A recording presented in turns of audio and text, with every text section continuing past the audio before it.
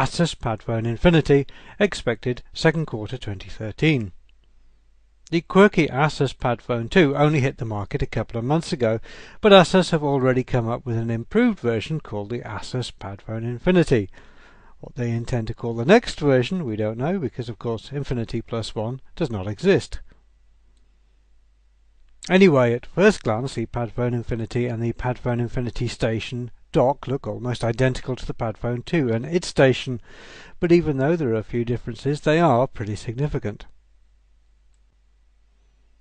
The biggest change between the PadFone Infinity and the PadFone 2 is the display. The Infinity has a 5-inch 1080 by 1920 pixel Full HD Super IPS panel, where the older one had a more modest 4.7-inch 720 by 1280 pixel screen. This graphics boost translates to the PadFone Infinity Station, which is now a 10.1-inch 1920 by 1200 pixel unit, and this makes more sense than the old 1200 by 800 pixel panel. The PadFone Infinity and PadFone Infinity Station are now fully HD compatible, and the PadFone can output to an HDMI TV via an adapter. This is an Android 4.2 device with some of ASUS's own applications on top, including SuperNote for note-taking, Story for creating photo albums, and a voice control application called ASUS Echo. Of course, this is all very clever, but you might be wondering why you should want such a thing. But the answer is that it keeps synchronizing data and settings between your smartphone and tablet simple, because the tablet is the smartphone. But all this convenience comes at a cost, €999 to be exact, and there are some other drawbacks which we'll get to later.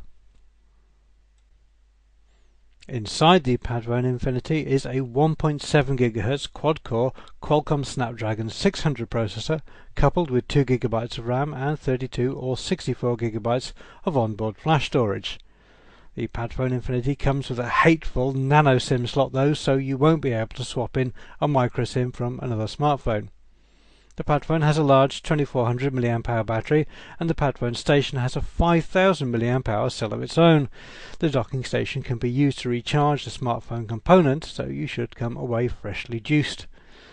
There's a 13 megapixel camera on the back of the phone, which also works in the station, plus a 2 megapixel front-facing one in the PadFone and a 1 megapixel one in the station.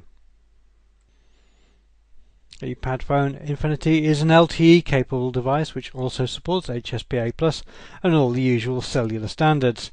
There is broad Wi-Fi support, Bluetooth 4.0 and NFC, and the PadFone Infinity also comes with GPS and GLONASS positioning, plus a whole bunch of sensors. The PadFone Infinity Station has its own RF antennas, so it doesn't have to rely on the ones in the smartphone. Put together, the whole package weighs 671 grams, which is a little heavier than the iPad 4, but then the ASUS has a larger display and is a bit less efficient because of the docking mechanism. The PadFone Infinity itself measures 144 by 73 by 8.9 mm and weighs 141 grams.